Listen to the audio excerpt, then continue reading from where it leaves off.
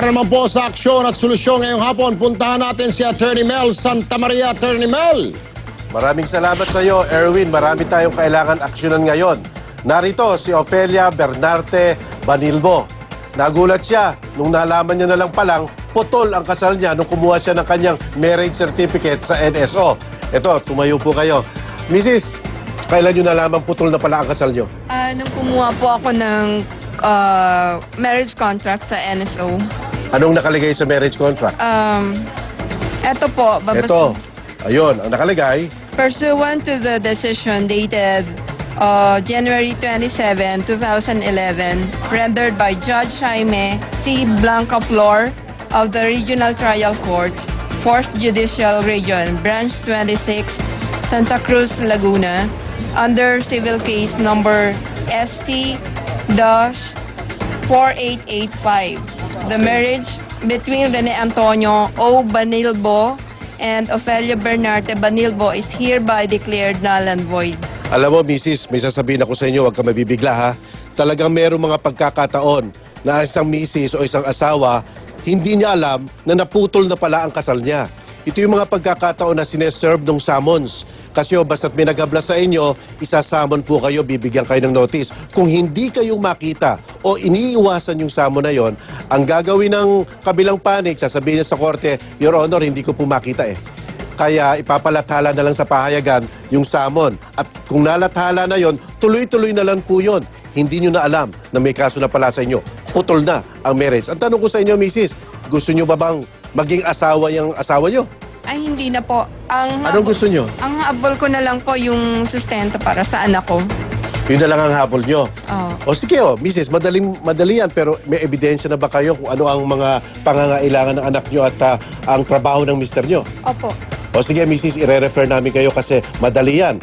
Basta't matukoy natin yung mga ebidensya dyan, ipa-file yan sa family court at tuloy-tuloy na po yan. Sige po, upo lang po kayo, ire-refer po natin sa ating mga staff. Tayo po kayo. Ito naman po si Miss Penicula Tumbaga. Mrs., ano bang nangyari sa inyo?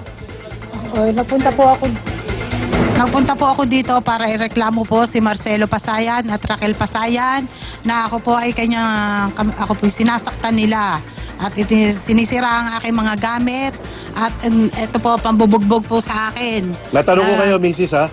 Baka kayo unang nambugbog. Hindi po. So siguradong hindi self-defense yan. No. Ano ba ho ang pinanggalingan niyang away ninyo? Kasi po yung mga gamit ko po, ang gusto ho nila, may ilagay ho sa isang, nasa tabi po yon. Pinatanggal po nila para po mahati po yung daan na dinadaanan po namin. Tapos po, ang gusto ho nila, yung daan po namin, na takbuhan po nila ng tubig sa lababo, doon po dumadaan sa harapan po ng aking... So sa madalit salita, hindi kayo nagkaintindihan, imbis na mag-usap na magaling, binugbog na lang kayo. Ganun bang nangyari? Pinalo po nila ako ng kahoy. Pwede pa bang kausapin yung mga taong yan para magkaayusan na? Ay, kahit po kami magkausap, ay hindi na po ako papayag na maareglo kasi ilang beses na nilang ginagawa yan sa akin, hindi lang po 10 beses. So mukha nga atang malaki ang pasa ninyo, Mrs. Mukha atang lalampas siya ng malubhang serious physical injury. Wala na ho talagang hantungan niya kung hindi kayo magkaareglo. Nasaktan kayo, physical, siguro mental pa. Ano po, Mrs.? Habla na natin. I-file na natin sa piskal. Tuturuan po kayo ng aming staff na gumawa ng affidavit. Ang gagawin dyan, sasampa sa piskal at ang piskal bibigyan ng subpoena yung mga yan para matuto ng leksyon. Okay, Mrs.? Sige, upo kayo. Okay, dito naman sa isa. Magandang gabi po. Ito naman, si Sandra Brillial. Alam mo, Erwin, 3 taon nang nakakulong ang kanyang asawa. Hindi naman raw dumarating sa hearing ang complainant.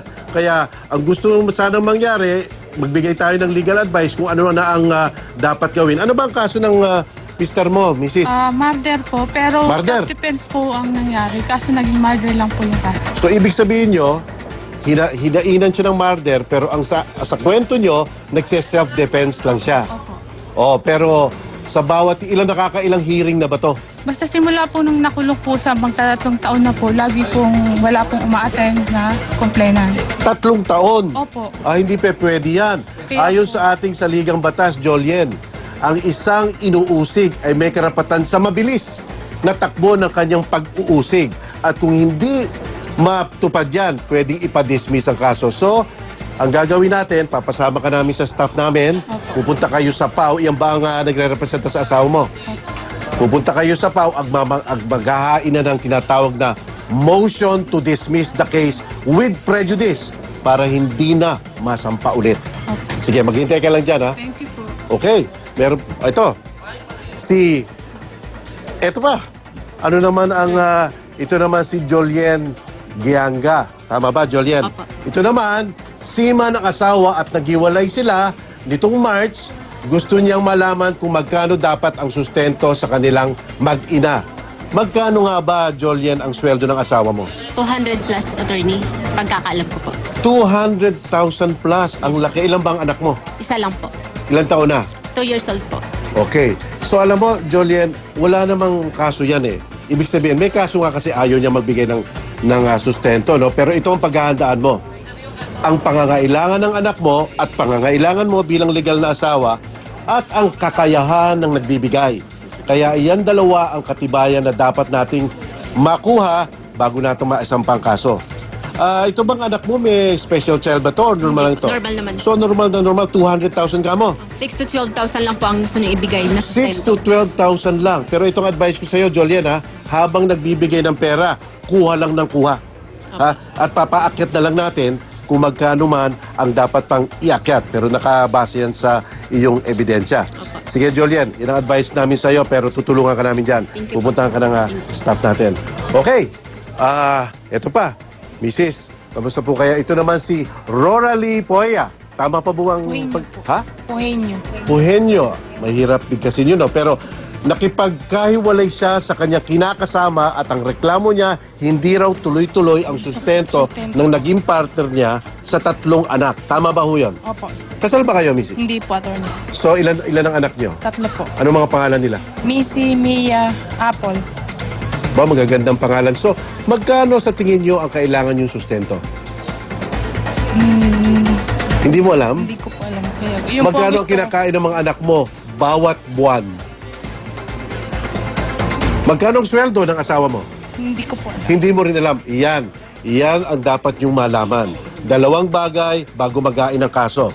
Malalaman niyo dapat ang pangangailangan ng susuportahan at ang kakayahan na magsusuporta. Diyan kasi babalansehin ng korte kung magkano nga ang binibigay. Alam niyo ba kung nasaan yung mister niyo? Nasa Pasig. Nasa Pasig. Oh, maganda. Alam niyo ba kung saan nagtatrabaho? Sa Europe car daw po. Dapat malaman mo rin yan kasi nakalagay rin sa batas natin na pwede nang utusan ang nagpapatrabaho na ihiwalay na ang perang isusuporta sa mga anak. Ihiwalay na ng nagpapatrabaho, yung salary niya, hati na. Diretso na sa inyo. So madali yan, bigyan mo lang kami ng informasyon, tutulungan ka ng staff natin. Okay? O sige, alright. Okay, thank you po. Iyan na po ang mga tinulungan natin ngayong araw na to. Medyo mahirap ang kanilang mga problema pero merong mga solusyon. Yan na po ang 30 minutong back-to-back na aksyon at solusyon. Ako po si Attorney Mel Santamaria. Narito na ang mga bumabanderang mga balita ngayong Martes, 15 ng Mayo.